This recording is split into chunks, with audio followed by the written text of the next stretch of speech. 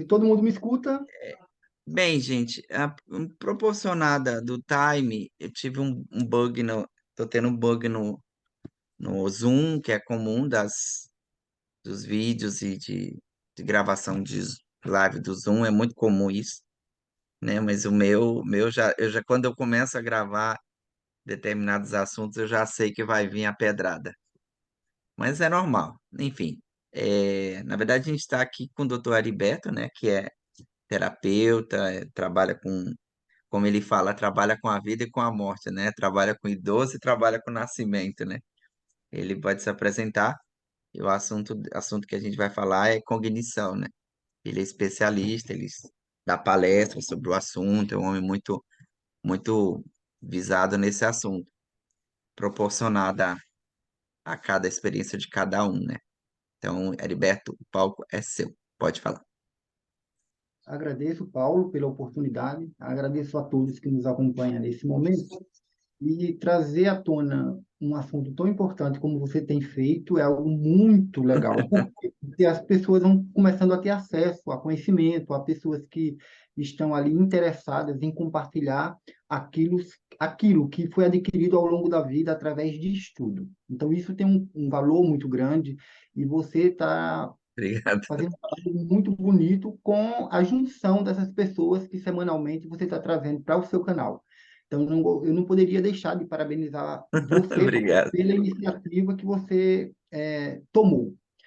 Minha formação é em fisioterapia. Eu sou fisioterapeuta de formação, estudei na UEPB de Campina Grande, Olha e só. quando terminei minha graduação em fisioterapia, eu já comecei minha pós lá mesmo. Eu fiz minha primeira pós-graduação em gestão em saúde.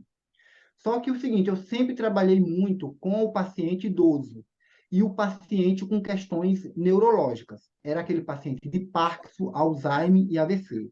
Parkinson, Alzheimer e AVC. Parkinson, Alzheimer e AVC.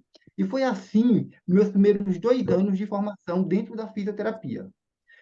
Depois, por questões profissionais, eu mudei de local. Eu saí de Campina Grande, na Paraíba, e vim residir em Natal, no Rio Grande do Norte. Quando eu comecei aqui na cidade a atuar na área da físio, eu continuei com as mesmas demandas que eu já tinha lá em Campina Grande. Paciente idoso neurológico, grande maioria com Parkinson, Alzheimer e AVC. Que é muito E mal aí, André, quando eu compreendida, né? Que comecei, é uma muito compreendida, porque é, o Parkinson, na verdade, ele é um campo de pesquisa em medicina, em fisioterapia e em enfermagem, e é algo que não é todo mundo que sabe lidar, e tem famílias que são obrigadas a conviver com isso, e às vezes não tem conhecimento de base nenhum, né? O Parkinson e o Alzheimer, eles são totalmente diferentes, né? E é quase como, desculpa a ignorância, uma degeneração da vida, né? A vida está se esvaindo, mas que tem avançado bastante as pesquisas em relação a Alzheimer e a Parkinson, mas são ínfimas ainda para a necessidade do mercado. isso, e quando eu vi essa realidade, eu comecei então a desenvolver o interesse de fazer uma pós em neurociência. A pós em neurociência ia me ajudar bastante a trabalhar já com esses pacientes, e quando eu imaginava um fisioterapeuta trabalhando com neurociência, eu imaginava justamente eletrodos, né? Aquelas questões que envolvem a interface computador-corpo, enfim. Eu pensava muito por esse lado. Só que quando eu fui fazer minha pós, eu fui para um outro mundo, eu fui para a consciência humana. Então, eu fui trabalhar justamente as questões voltadas para livre-arbítrio, tomada de decisão, intuição, cognição, funções executivas, memória, atenção, consciência. Então, foram esses pontos que foram o carro-chefe da minha pós em neurociência. E como referência, eu estudei muito Antônio Damasio, tanto que um dos livros de Antônio Damasio eu trago hoje para esse debate, que é aqui o Erro de Descartes. Eu Nossa, vou muito usar ele famoso, como muito referência hoje conhecido. aqui também, que é um livro muito importante, porque ele fala sobre um marcador somático. Esse marcador somático seria justamente as nossas escolhas pautadas por nossas emoções. Então, por isso que ele também vai servir hoje para referência nesse debate. Outro livro que vai nos ajudar hoje como referência nesse debate é o livro de Deepak Chopra, O Poder da Consciência.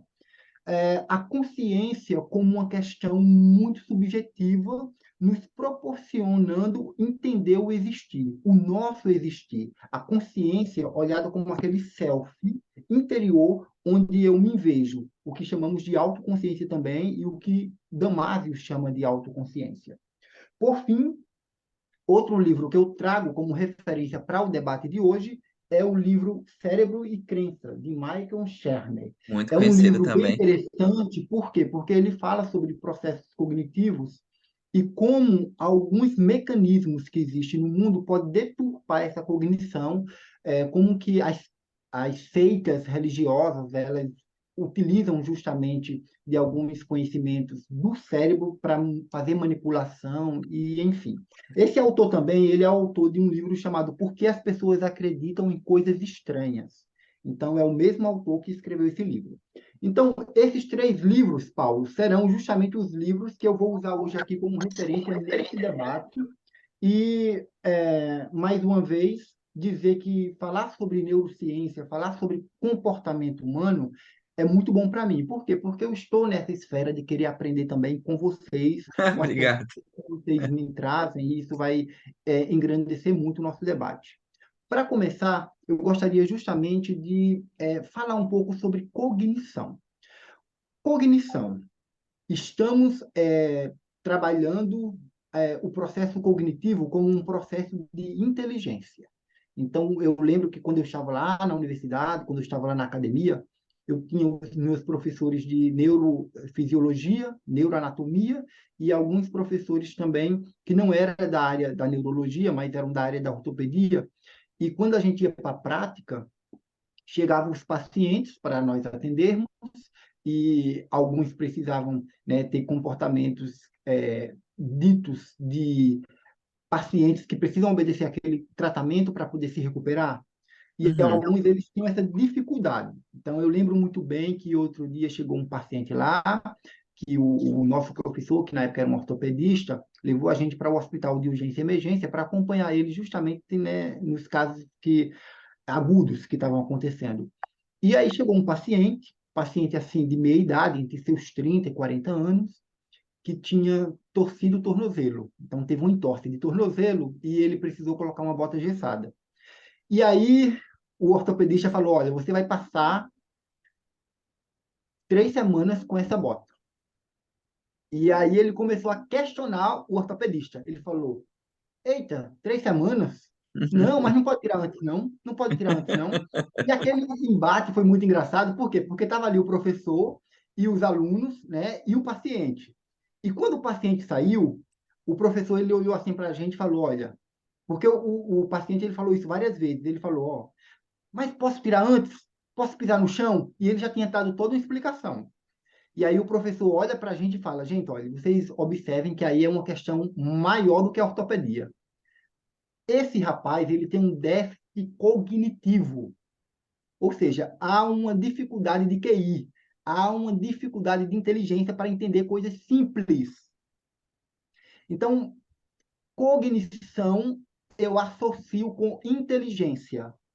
Quanto mais eu desenvolvo minha capacidade cognitiva, mais eu desenvolvo minha capacidade de ser um ser que trabalha essas inteligências da vida, inteligência matemática, inteligência emocional, inteligência espacial, então inteligência interpessoal, intrapessoal. Então tudo isso são inteligências que um ser que tem uma cognição sadia, ele pode desfrutar.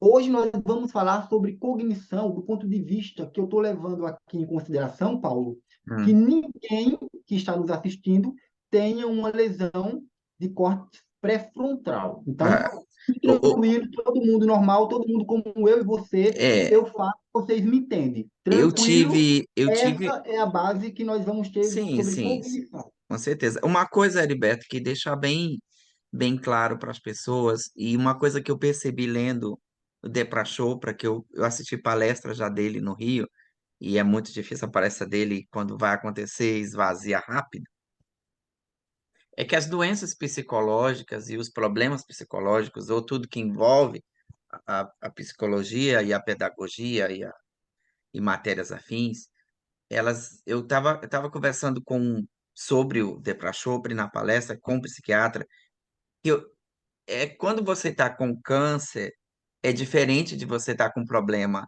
psicológico, uma doença. A palavra doença é muito pesada até.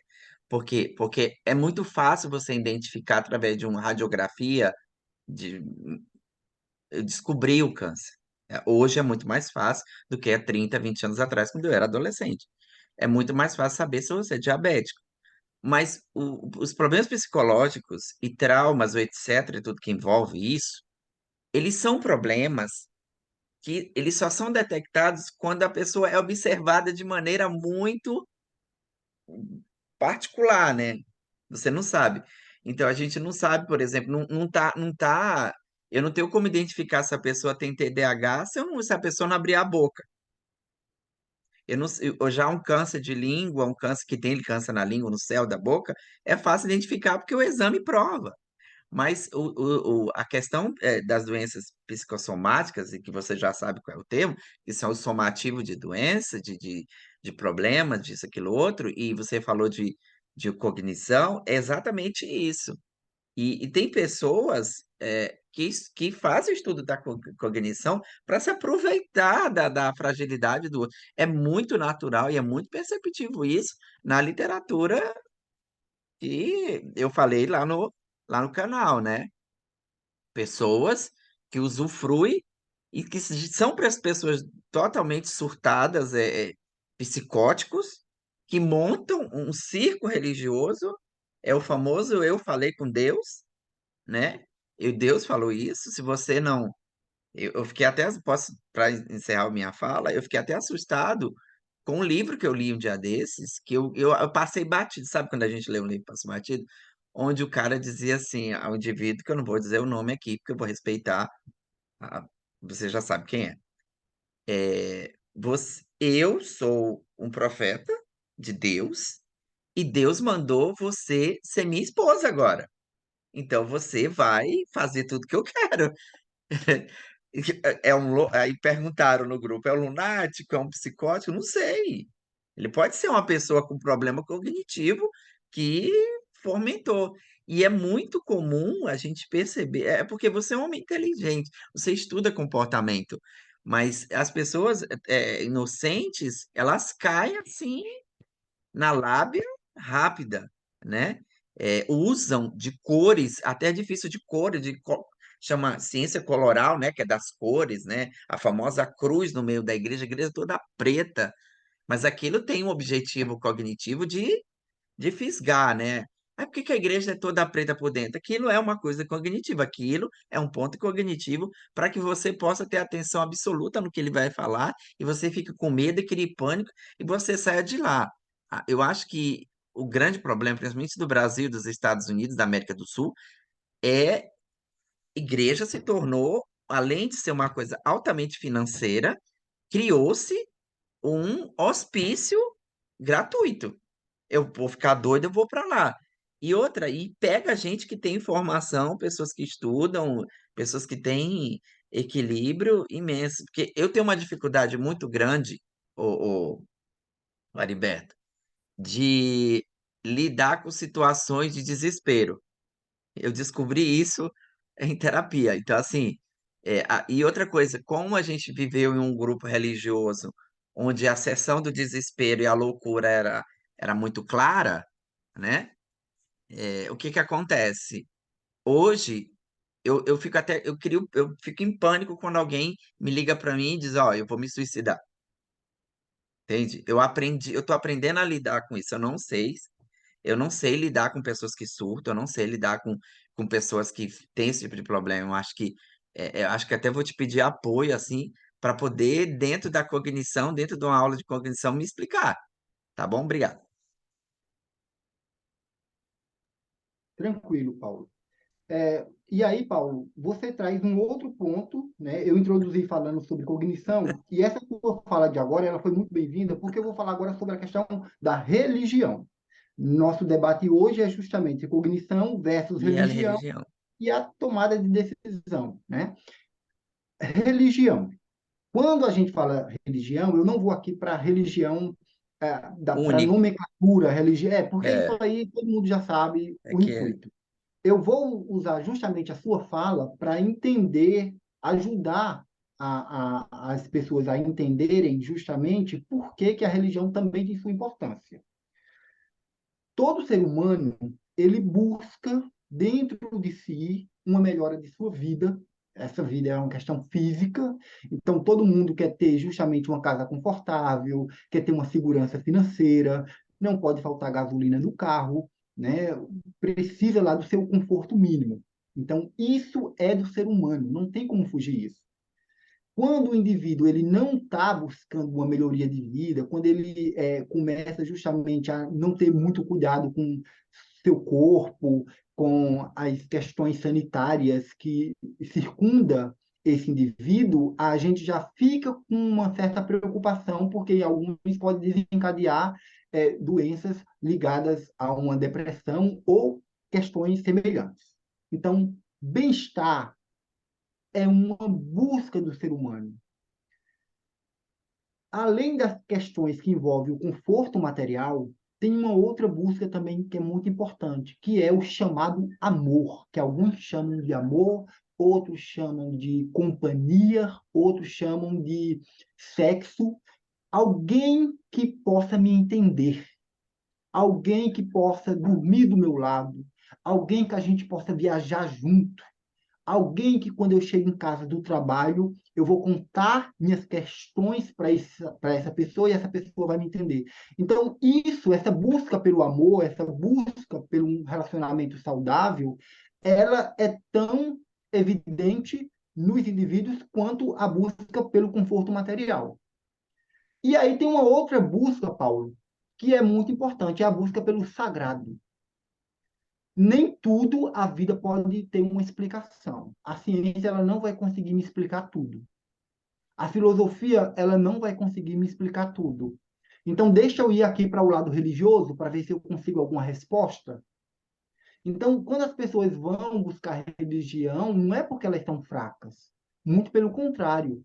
Elas estão buscando religiões, por quê? Porque elas querem trabalhar dentro de si algumas de suas fraquezas que são evidentes, pelo menos para elas próprias. Então, por isso que um indivíduo que busca uma igreja, busca uma religião, ele tem dentro de si aquela vontade de melhorar. E E isso é muito bonito. tem outra questão da moral também. Eu acho que o brasileiro, para falar do nosso povo, né? O brasileiro, ele é um falso moralista, né? O brasileiro, ele faz a quarta-feira de cinza e na quinta-feira quarta-feira de cinza, aí ele sem a Semana Santa, mas ele vai para o carnaval. E aí é a festa da carne com a festa da fé cristã. Eu acho que perguntaram para mim por que que a igreja evangélica no Brasil cresce muito. Porque as pessoas estão procurando um lugar também para ver se elas conseguem segurar uma corda e saber se elas não podem aloprar de vez, né? Ou então, acho que o fato também de saber que vai aloprar de vez, sei lá, tocar fogo no circo, e aí vai. Eu acho que tem uma coisa no Brasil, o catolicismo, ele está enraizado na cultura brasileira, né? Em questões morais, até nas questões morais, questões éticas, né? E aí a pessoa acha que quando ele vai entrar na igreja evangélica, eu estou falando disso proporcionalmente, quando ele vai entrar na igreja evangélica, ele vai consertar e vai apagar o passado dele. Geralmente o passado é bem, bem pesado, né? Então, eu acho que tem uma questão, eu acho que a gente sofre de uma coisa chamada culpa católica, né? Eu não estou culpando a Igreja Católica pela moral das pessoas, não é isso. Mas, assim, proporcionalmente no Brasil, as pessoas procuram a Igreja Evangélica porque ela, a fama dela é que ela é mais moralista, né? Que ela vai te levar para um equilíbrio, que você vai apagar tudo que você faz na sua vida, né? E aí ele entra na Igreja Evangélica, pira de vez, aí vai parar no terapeuta, né? Pois não. Pode falar, Ariberto. É porque também eles vão ver que, mesmo frequentando igreja, seja ela qual for, nem tudo na sua vida vai estar respondido. É, Então, assim, o ser humano, né, ele busca a ciência, busca a filosofia, busca a religião para trabalhar suas questões internas. Só que o seguinte, mesmo com esses pilares, ainda há questionamentos sobre sua própria existência, acho que o brasileiro está sobre procurando identidade há muito tempo, né? Acho que a identidade brasileira mítica, religiosa, ela é muito caracterizada, principalmente no Nordeste, né? Na região Nordeste, né? A Mas gente aí, pensa, Paulo, o que faz um indivíduo buscar querer ter uma identidade? ai, aí vai para a cognição, amigo. São É quando muitas esse respostas. indivíduo não sabe quem ele é, É, quando ele não isso. conhece o seu poder, quando ele não tem autoconhecimento. E É, aí ele quer uma confirmação fora daquilo que ele é. Então, por é. isso que tem indivíduos que pegam a vida para se dedicar única e exclusivamente à ciência. Tem indivíduos que pegam sua vida para se dedicar única e exclusivamente à religião. Por quê? Porque eu acredito que se eu me encher de títulos, vários certificados, vários diplomas, eu vou me encontrar. Há um poder político também. A gente tem um poder político da vida da gente, né? Tipo, eu lembro que quando eu morava em Salvador, gente, eu nunca vi lugar para ter tanta capela, para ter tanta igreja. A cada rua em Salvador, você pode dizer assim, ó, fica atrás de uma igreja. E Salvador, acho que é a cidade proporcionalmente que mais tem igrejas. E é a cidade mais negra fora da África, né? Então, eu aprendi muito em Salvador. E, na verdade, assim, a gente fica pensando, né? Ao mesmo tempo que é muito religiosa, é muito pobre, e tem um bolsão de pobreza gigante. Proporcionalmente, o objetivo da religião não é fazer com que você se sinta melhor, você melhore, você cresça, você vai. Não, não é. Ela é um bolsão de pobreza, né? Há um limite entre eu ter necessidade obrigatoriamente, porque religiosidade não é fé. Religiosidade, ai, meu tempo tá comendo aqui, até chegou o tempo. Então, religiosidade é uma coisa, né? Religião vem do latim religare, né? Religar o Supremo, né? Né? Então, religião é religare. Então, se eu estiver tomando uma cerveja rezando o Pai Nosso, eu estou fazendo religião, né? Religare, né? Tô me ligando, ó, ao Supremo, ao Eterno, a Deus, né? As crenças cristãs, elas se confundem muito nesses aspectos, né? Pode falar, Iber. E aí, Paulo, do jeito que tem esses indivíduos que se enchem de título porque acredita que isso vai lhes dar segurança, existe também aqueles indivíduos que procuram ter uma vida religiosa muito ativa, porque lá dentro dele ele acredita que ter essa vida religiosa ativa vai lhe trazer um lugar seguro neste mundo onde nós vivemos, onde os valores estão desvirtuados. E aí a gente precisa se colocar no lugar desse indivíduo, porque a gente vai começar a ver que ele não está totalmente errado. Então, a sociedade, em todas as épocas da história, quando ela começa justamente a se afastar das virtudes, ela começa a cair. Foi assim em vários períodos da vida. Então, assim, sempre que há uma queda dos princípios morais, né, historicamente há registros também de destruições de civilizações. Então, por que eu acredito que hoje algumas igrejas elas conseguem tanto adeptos? Porque elas trabalham justamente o desenvolvimento das virtudes, que é algo que hoje em dia na humanidade a gente tem uma carência.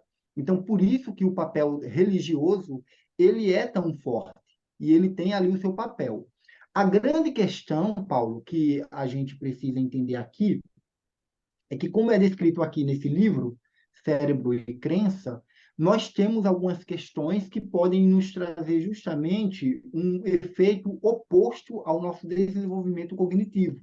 Por quê? Porque a partir do momento que eu começo a enxergar a vida de um único espectro, eu consigo deixar de enxergar o que está aqui e o que está aqui, porque eu só estou com essa visão. Então, é muito diferente quando eu consigo ter uma visão ampla de várias possibilidades de escolha, de várias possibilidades de poder, dentro da minha vida, tomar decisões conscientes. E aí, o que seria a consciência nesse momento? O que vai pesar mais para a minha consciência? O meu processo cognitivo propriamente dito, inato, ou a religião que eu frequento? E se eu não frequentar uma religião, como será o meu processo de escolha baseado nisso? Então, essa problemática é algo que a gente vai ter que lidar em algum momento da vida. Essa religião aqui, ela não resolve tudo na minha vida, mas eu acho que estando aqui é melhor do que se eu não tivesse. Então, muitos indivíduos, eles têm esse pensamento.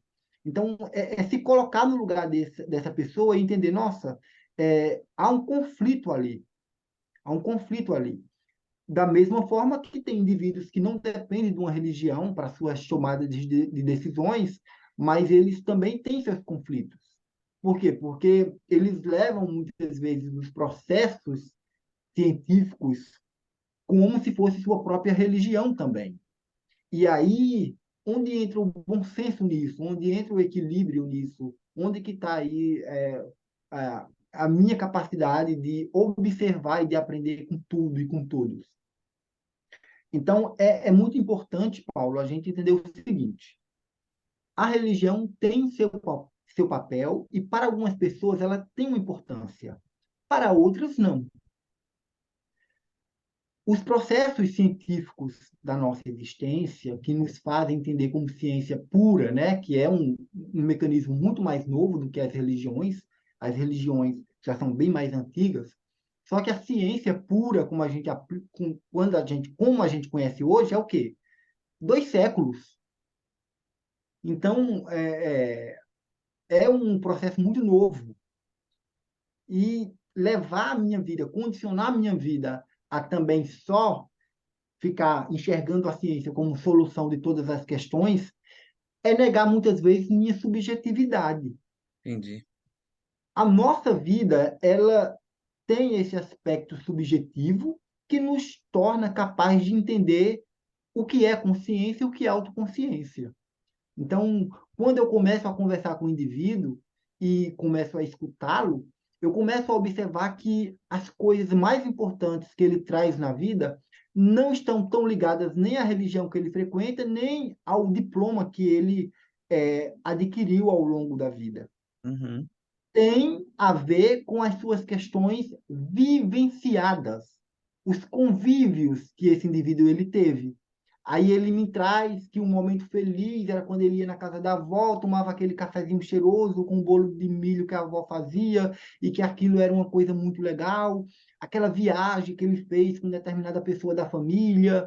Então, as experiências subjetivas, elas nos trazem a nossa realidade de vida.